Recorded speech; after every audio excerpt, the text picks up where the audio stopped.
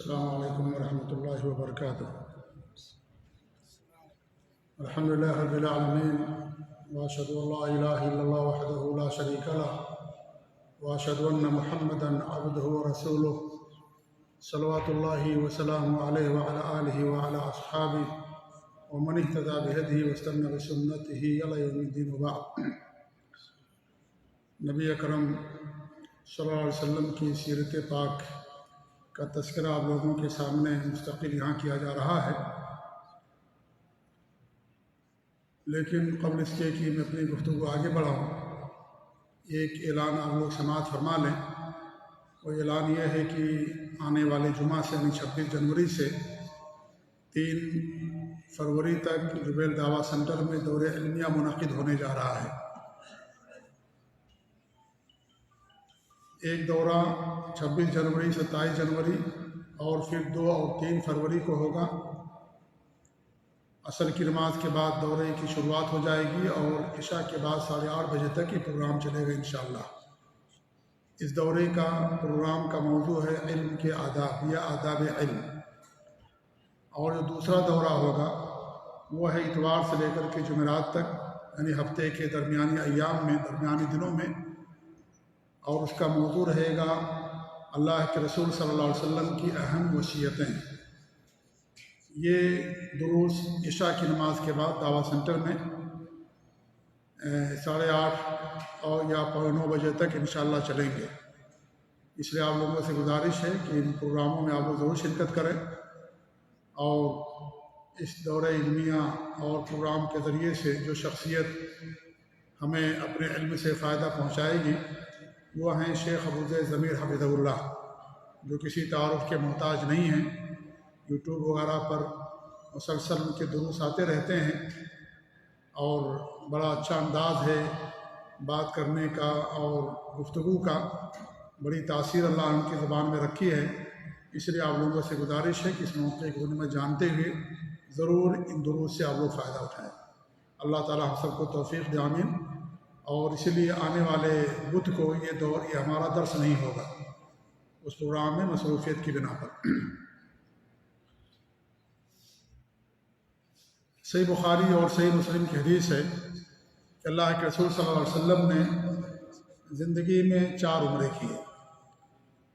3 عمرہ تو آپ کا مستقل تھا، ایک تو صلح حدیبیہ والا عمرہ سن 6 ہجری کے اندر، اور دوسرا اس کے بعد جو آپ نے مشرکین مکہ کے ساتھ صلح کی تھی کہ آئندہ سال آپ آئیں گے عمرہ کرنے، اور 3 دنوں تک مکہ میں آپ کا قیام رہے گا، اور اس دوران آپ عمرہ کریں گے۔ یہ دوسرا عمرہ آپ کا تھا۔ اور تیسرا عمرہ جب آپ نے مکہ فتح کیا، حنین کو فتح کیا، تو آپ جعرانہ سے جا کر کے آپ نے عمرے کا احرام باندھا اور آ کر کے آپ نے عمرہ کیا۔ یہ 3 عمرے آپ کے مستقل تھے۔ ایک اور عمرہ کیا آپ نے جو حجۃ الوداع کے ساتھ، حجۃ الوداع کے ساتھ آپ نے عمرہ کیا، اور یہ حج کے ساتھ تھا۔ اس عمرے کو ملا کر کے آپ نے اپنی زندگی میں ہجرت کے بعد 4 عمرے کیے، جیسا کہ بخاری اور مسلم اور حدیث کی دیگر کتابوں کے اندر یہ روایت موجود ہے۔ اور یہ 4 عمرہ ذوالقعدہ کے مہینے میں آپ نے کیا۔ رمضان کے مہینے میں عمرہ کرنے کی بڑی فضیلت ہے۔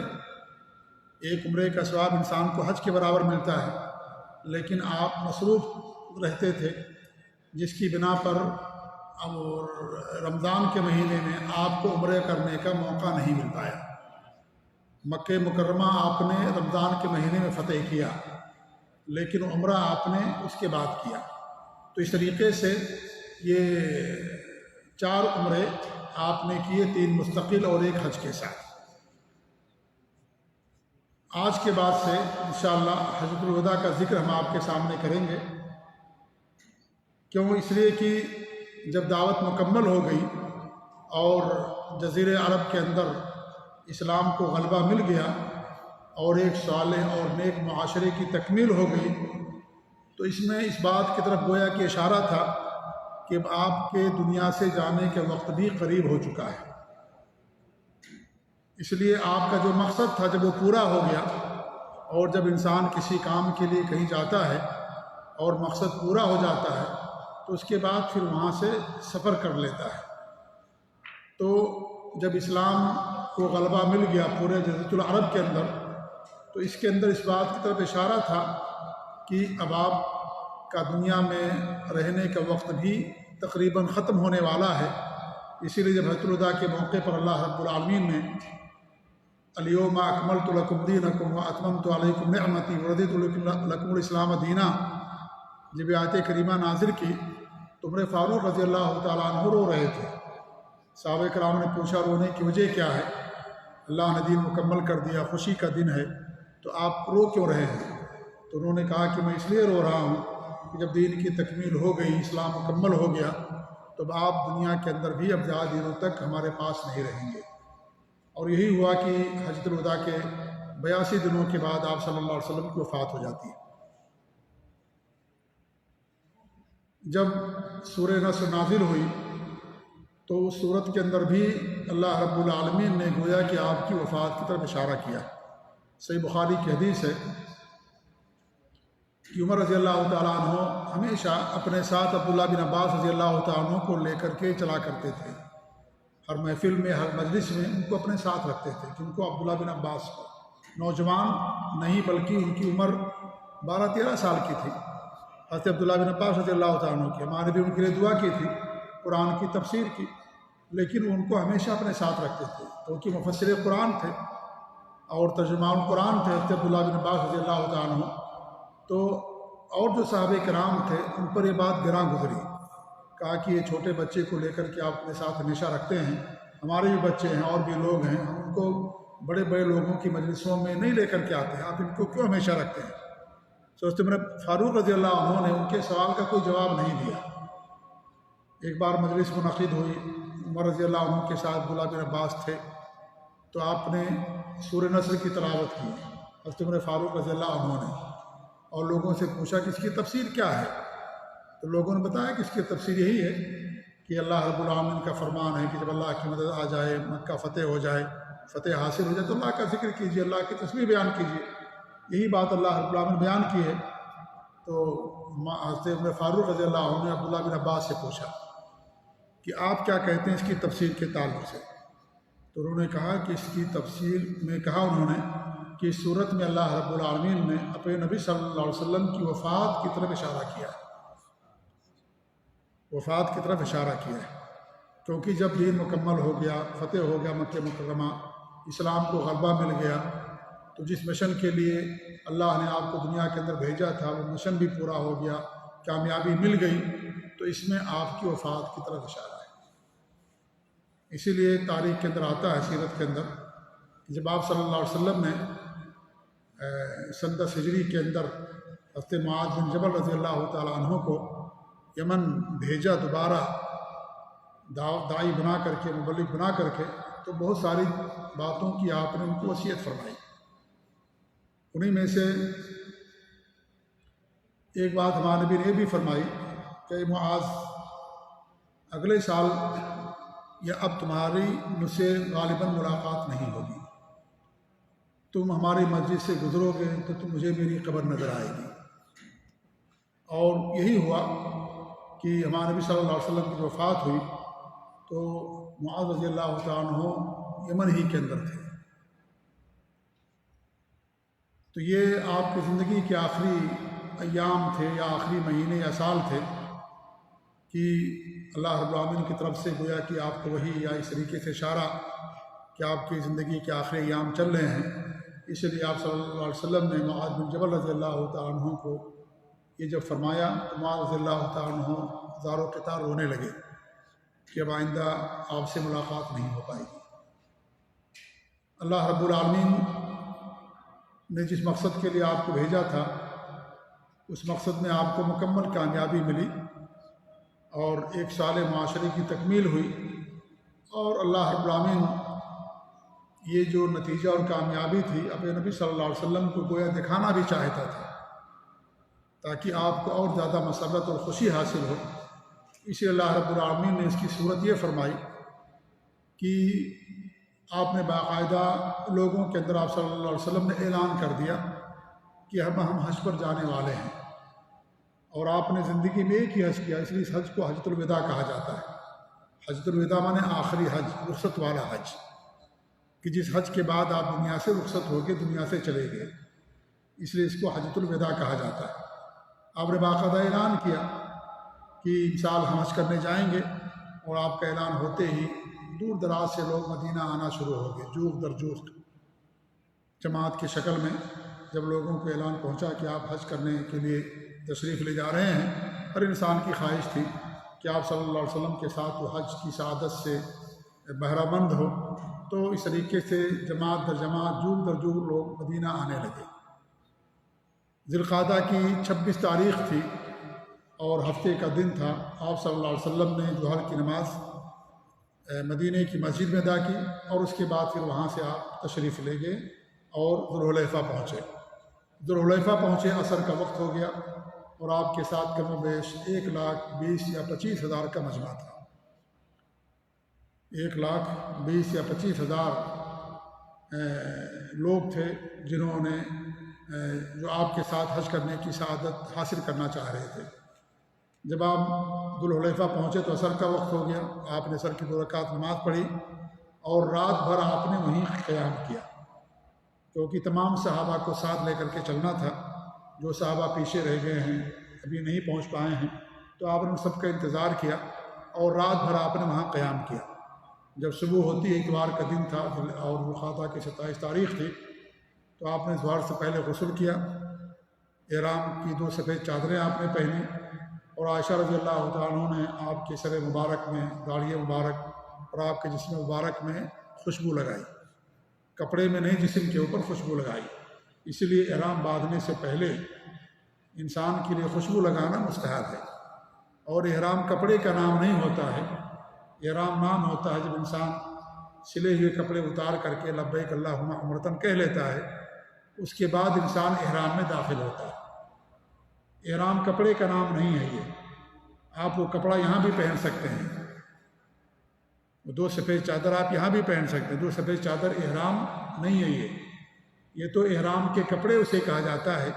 یہ 2 سفید چادریں یہ ظاہر کرتی ہیں کہ آپ ایسی حالت میں ہیں کہ آپ خوشبو نہیں لگا سکتے، ناخن نہیں کاٹ سکتے، سلے ہوئے کپڑے نہیں پہن سکتے، ورنہ یہ جو 2 سفید چادریں ہیں یہ احرام نہیں ہیں۔ احرام کنڈیشن اور کیفیت کا نام ہے، ایک ایسی کیفیت یا ایک ایسی حالت جس میں انسان کے لیے خوشبو لگانا منع ہوتا ہے، سلے ہوئے کپڑے پہننا منع ہوتا ہے، سلے اور چہرے کو ڈھانکنا، سر کا ڈھانکنا، یہ چیزیں منع ہوتی ہیں، اس کو احرام کہا جاتا ہے۔ تو احرام یہ کنڈیشن اور حالت کا نام ہے، یہ 2 سفید چادروں کا نام احرام نہیں ہے۔ اسی لیے دیکھیے عورتوں کا احرام کا کوئی کپڑا نہیں ہوتا ہے، وہ سلے ہوئے کپڑے میں احرام باندھتی ہیں، حالانکہ وہ بھی احرام کی حالت میں ہوتی ہیں، وہ بھی خوشبو نہیں لگا سکتی ہیں، وہ بھی ناخن نہیں کاٹ سکتی ہیں، بال نہیں کاٹ سکتی ہیں، وہ بھی احرام کی حالت ہی میں ہوتی ہیں، حالانکہ 2 سفید چادر وہ نہیں پہنتی ہیں، سلے ہوئے کپڑے میں احرام باندھتی ہیں۔ تو احرام کپڑوں کا نام نہیں ہے، احرام ایک حالت اور ایک کنڈیشن کا نام ہے۔ اور وہ کنڈیشن کب شروع ہوتی ہے، وہ حالت کب شروع ہوتی ہے؟ جب ایک بندہ میقات پر پہنچ کر کے غسل کرتا ہے اور عمرے میں داخل ہونے کا ارادہ کرتا ہے، لبیک اللہم عمرتن یا لبیک اللہم حجن کہتا ہے، تو وہ اس حالت میں داخل ہو جاتا ہے۔ اب اس کے لیے خوشبو لگانا یا ناخن وغیرہ کاٹنا اس کے لیے منع ہو جاتا ہے۔ تو آپ نے 2 سفید چادر پہنی، خوشبو لگایا، ظہر کی نماز پڑھی 2 رکعت اور عصر کی 2 رکعت نماز پڑھی، اس کے بعد آپ نے لبیک اللہم عمرتن و حجتن کہا، آپ نے حج قران کا احرام باندھا، کیونکہ آپ جب مدینہ سے نکلے تو آپ قربانی کے جانور بھی ساتھ میں لے کر کے نکلے۔ قربانی کے جانوروں کو حدی کہا جاتا ہے، قربانی کا جانور آپ کے ساتھ تھے، اس لیے آپ نے قران کا احرام باندھا۔ حج قران کہتے ہیں کہ عمرہ اور حج دونوں کا ایک ساتھ احرام باندھنا، اسے حج قران کہا جاتا ہے۔ 3 طرح کا حج ہوتا ہے، حج قران اور حج افراد۔ حج افراد میں انسان صرف حج کا احرام باندھتا ہے، لبیک اللہم حجن کہتا ہے، اور تیسرا حج ہوتا ہے حج تمتع، جس میں انسان پہلے عمرے کا احرام باندھتا ہے، حج کے مہینوں میں کسی مہینے یا کسی دن صرف عمرے کا احرام باندھتا ہے، مکہ جاتا ہے اور اس طریقے سے پورا عمرہ کرتا ہے، بال کٹا لیتا ہے، پھر ذی الحجہ کی 8 تاریخ کو وہ حج کا احرام باندھتا ہے، اس کو حج تمتع کہا جاتا ہے۔ تو آپ نے حج قران کا احرام باندھا تھا کیونکہ آپ کے پاس قربانی کا جانور تھا، اور آپ نے اس لیے آپ نے قران کا احرام باندھا۔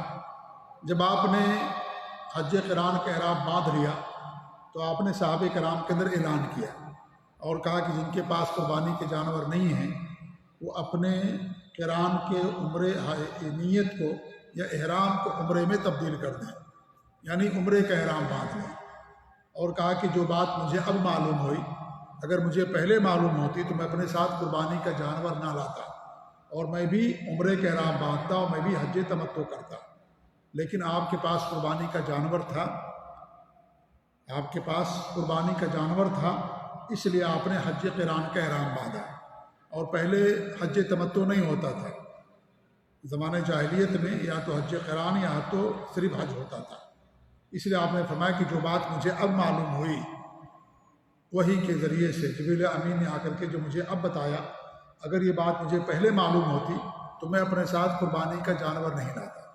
اس لیے آپ نے اعلان کر دیا اور کہا کہ جن جن لوگوں کے پاس قربانی کے جانور نہیں ہیں وہ لوگ اپنے قران کو یا صرف حج کے احرام کو عمرے میں تبدیل کر دیں، عمرے کا احرام بنا دیں۔ آپ نے ذوالحلیفہ میں بھی اعلان کیا کچھ دور جانے کے بعد، جب آپ آدھا راستہ پہنچے تو وہاں بھی آپ نے اعلان کیا، اور جب مکہ مکرمہ پہنچے تو بھی آپ نے اعلان کیا اور کہا کہ جن جن کے پاس قربانی کے جانور نہیں ہیں وہ اپنے حج یا حج قران کے احرام کو عمرے میں تبدیل کر دیں، یعنی بال کٹا کر کے عمرہ کرنے کے بعد حلال ہو جائے۔ ذوالحلیفہ سے مکے تک کا سفر 1 ہفتے میں آپ نے طے کیا۔ مکہ میں داخل ہونے سے پہلے ایک وادی ہے جس کا نام ہے ذی طویٰ۔ جب آپ وہاں پہنچے تو آپ نے رات بھر وہاں قیام کیا، غسل کیا، اور اس کے بعد پھر آپ مکہ مکرمہ میں داخل ہوئے۔ سب سے پہلے آپ نے جا کر کے طواف کیا، فجر کی نماز پڑھی ذی طویٰ میں۔ فجر کی نماز پڑھنے کے بعد آپ وہاں سے روانہ ہوئے، مکہ مکرمہ پہنچے۔ 1 ہفتہ لگا ذوالحلیفہ سے مکہ جانے تک۔ آپ نے پہنچنے کے بعد سب سے پہلے خانہ کعبہ کا آپ نے طواف کیا۔ جب طواف مکمل ہو گیا تو پھر آپ نے صفا مروہ کی سعی کی، اور صفا مروہ کی سعی کرنے کے بعد آپ نے بال نہیں کٹایا، احرام نہیں کھولا، اور مروہ پہاڑی پر آپ نے اعلان کیا کہ جن جن لوگوں کے پاس قربانی کا جانور نہیں ہے وہ لوگ اپنے حج افراد یا حج قران کے احرام کو صرف عمرے میں تبدیل کر دیں۔ آپ نے باقاعدہ اعلان کیا۔ صحابہ کرام نے اعتراض بھی کیا کہ ہم کس طریقے سے کریں، تو آپ نے کہا کہ اگر میرے پاس قربانی کا جانور نہیں ہوتا تو میں بھی یہی کرتا۔ جب آپ کے فرمان صحابہ کرام نے سنا تو تمام صحابہ کرام جن کے پاس قربانی کے جانور نہیں تھے ان سب لوگوں نے اپنے حج قران کو یا حج افراد کو عمرے کے اندر تبدیل کر دیا۔ بال کٹا کر کے وہ لوگ حلال ہو گئے، بال کٹا کر کے وہ لوگ حلال ہو گئے۔ ہمارے نبی نے حج تمتع کیوں نہیں کیا؟ اس لیے کہ آپ کے پاس مجبوری تھی۔ مجبوری یہ تھی کہ اگر انسان کے پاس قربانی کا جانور ہے اور وہ حج قران کا احرام باندھ لیتا ہے تو ایسا انسان اپنے حج قران کے احرام کو بدل نہیں سکتا۔ اگر اس کے پاس قربانی کا جانور ہے تو، اگر قربانی کا جانور نہیں ہے اس کے پاس تو اپنے حج قران کے احرام کو عمرے میں حج تمتع میں تبدیل کر سکتا ہے۔ اسی لیے آپ صلی اللہ علیہ وسلم نے اس بات کا ان کو حکم دیا۔ اس سے بات معلوم ہوتی ہے کہ ان تینوں حج میں سے حج تمتع سب سے افضل حج ہے۔ کیوں حج افضل ہے؟ اس کی بہت ساری دلیلیں ہیں۔ پہلی دلیل تو یہ ہے کہ ہمارے نبی کی تمنا تھی، آپ کی آرزو اور خواہش تھی۔ آپ نے فرمایا کہ اگر میرے پاس قربانی کا جانور نہ ہوتا تو میں بھی حج تمتع کرتا۔ نمبر 1۔ نمبر 2، آپ نے صحابہ کرام کو باقاعدہ حکم دیا، 1 بار نہیں، 2 بار نہیں، 3 بار آپ نے حکم دیا، اور کہا کہ جن کے پاس قربانی کے جانور نہیں ہیں وہ سب کے سب عمرے میں اپنے احرام کو تبدیل کر دیں۔ ظاہر بات ہے آپ کا بار بار حکم دینا اس بات کی دلیل ہے کہ یہ عمل افضل تھا، اسی لیے آپ نے صحابہ کرام کو حکم دیا۔ اور جو آپ نے تمنا کی، آپ کا تمنا کرنا بھی اس بات کی دلیل ہے کہ حج تمتع افضل ہے، کیونکہ نبی افضل چیز کی تمنا کرتا ہے، مفضول چیز کی تمنا نہیں کرتا، یعنی جو چیز زیادہ بہتر ہے اسی کی انبیاء کی تمنا اور آرزو اور خواہش ہوتی ہے۔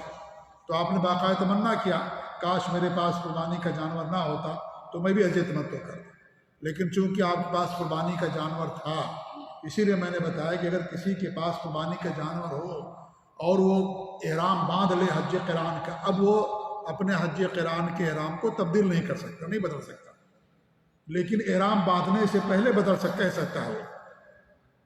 اگر قربانی کے جانور ساتھ میں ہو تو حج قران کرنا ضروری نہیں ہے، لیکن اگر احرام کوئی باندھ لے اور اس کے پاس قربانی کا جانور ہو، رسی پکڑا ہو، قربانی کا جانور ساتھ میں ہو اور اس نے احرام بھی باندھ لیا حج قران کا، اب ایسا بندہ اپنے احرام کو تبدیل نہیں کر سکتا، لیکن احرام باندھنے سے پہلے حج تمتع کا احرام باندھ سکتا ہے۔ اس لیے ہمارے نبی صلی اللہ علیہ وسلم مجبور تھے۔ یہ دو باتیں ہو گئی۔ تیسری بات یہ ہے کہ حج تمتع کے اندر عمل زیادہ ہے۔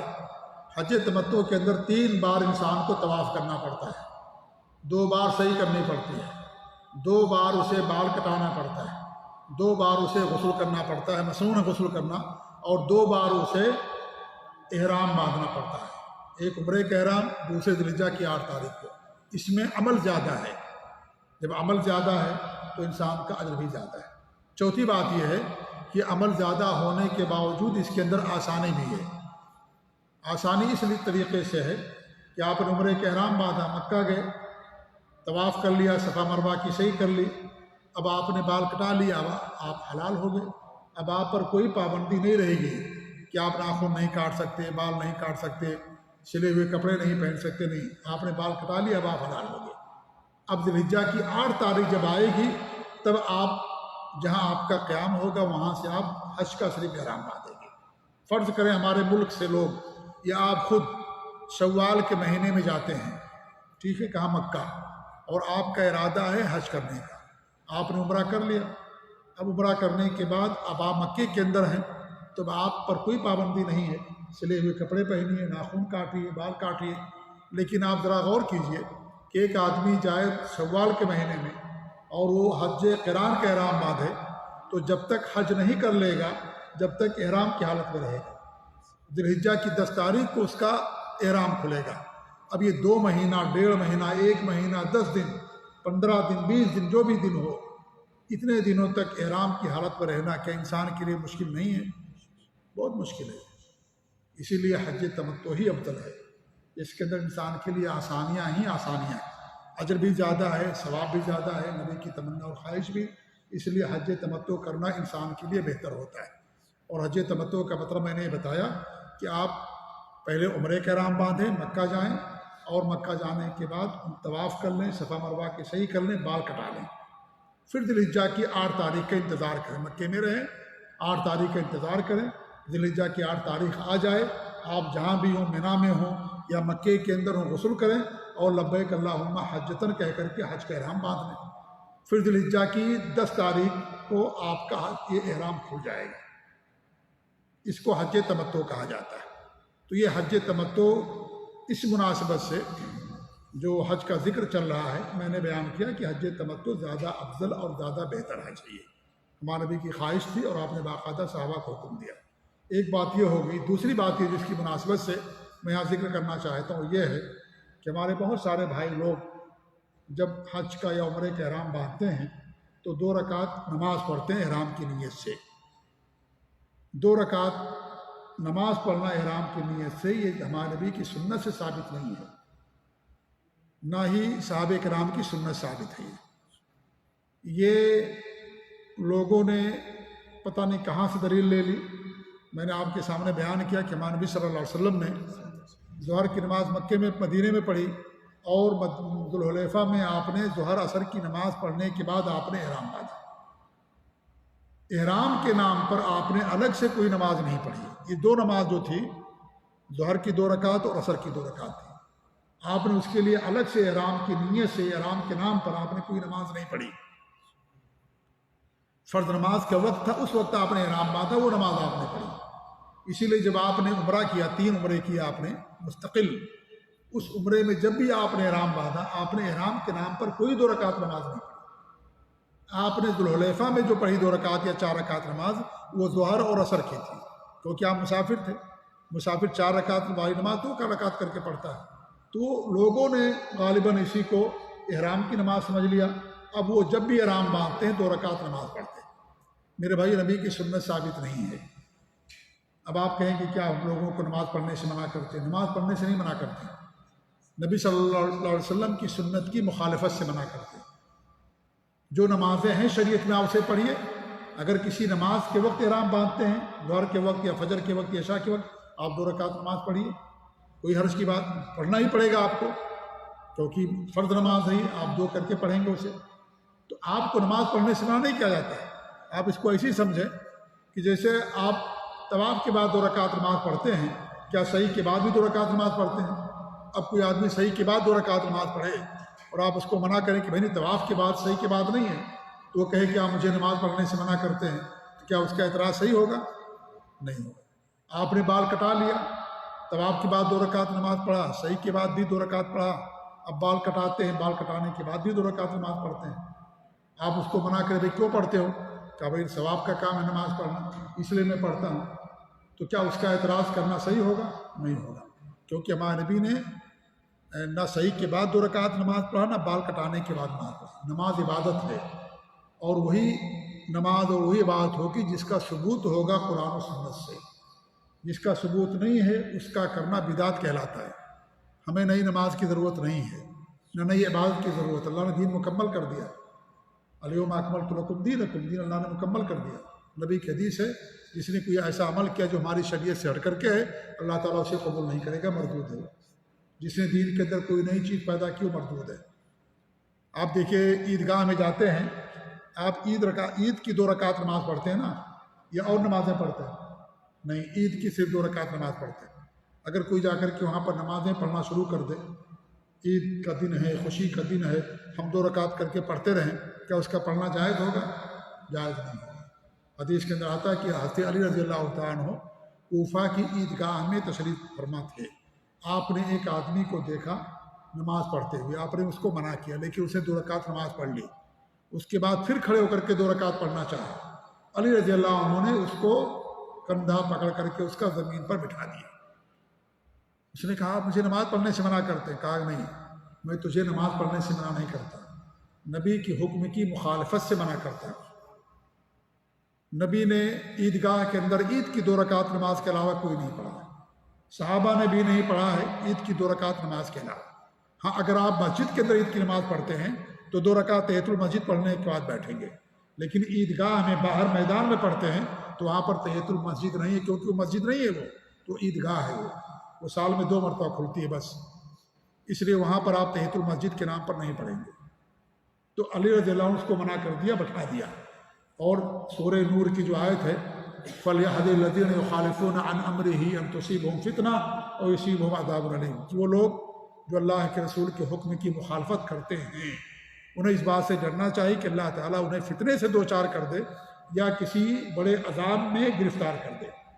یہ آیت کی تلاوت کی، علی رضی اللہ عنہ کو منع کر دیا، کہا کہ نہیں، نماز ویسی ہے جو ہمارے نبی نے پڑھا ہے، نئی نماز نہیں پیدا کی جائے گی، اللہ نے دین کو مکمل کر دیا۔ ہم بچوں کا ختنہ کراتے ہیں، تو کیا ختنے کے وقت نماز پڑھتا ہے کوئی؟ ایک انسان کہے بھائی ختنہ کیا ہم نے، لائے 2 رکعت نماز پڑھتے ہیں، نہیں، غلط ہوگا اس کا عمل کرنا، کیونکہ ہمارے نبی نے بھی ختنہ کرایا اپنا، حسن و حسین کا ختنہ ہوا، صحابہ کرام بچوں کو ختنہ کراتے تھے، تو کیا وہ 2 رکعت نماز پڑھتے تھے؟ نہیں پڑھتے تھے۔ جو نمازیں ہیں آپ وہ پڑھیے، تہجد کی نماز پڑھیے، شراب کی نماز پڑھیے، فرض نمازیں، وتر کی نماز ہیں، سنتیں ہیں، استسقاء کی نماز ہے، بارش کی نماز ہے، استخارہ کی نماز ہے، چاند گرہن، سورج گرہن کی نماز ہیں، جنازے کی نماز ہے، ساری نمازیں جو ثابت اس کو پڑھیے، اسے کوئی نہیں منع کرتا۔ تحیۃ المسجد ہے، لیکن جو نماز نہ ثابت ہو اگر آپ اس کو پڑھیں گے تو کیسے عمل جائز ہوگا؟ جب نبی نے نہیں کیا، خلفائے راشدین نے نہیں کیا، صحابہ نے نہیں کیا، تو عمل کیسے کرنا جائز ہوگا؟ لہذا یہ 2 رکعت جو احرام کی نیت سے پڑھی جاتی ہے، یہ عمل جائز نہیں ہے۔ ہاں، اگر آپ ایسا ہے کہ مان لیجئے آپ نے احرام باندھا، ابھی آپ کو جانے میں ٹائم ہے، آپ مسجد میں جا رہے ہیں، مسجد ہوتی نا وہاں پر، تو مسجد میں جائیں گے تو آپ تحیۃ المسجد پڑھ کر کے وہاں انتظار کیجئے، کوئی مسئلہ نہیں ہے۔ لیکن احرام کی نیت سے نہیں پڑھیے اس کو، تحیۃ المسجد ہے وہ، جی ہاں تحیۃ المسجد کے طور پر آپ اس کو پڑھیے، احرام کے نام پر نہیں کہ ہم نے احرام باندھا لائی 2 رکعت نماز پڑھتے، نہیں، یہ جائز نہیں ہوگا، کیونکہ ہمارے نبی نے ایسا نہیں کیا۔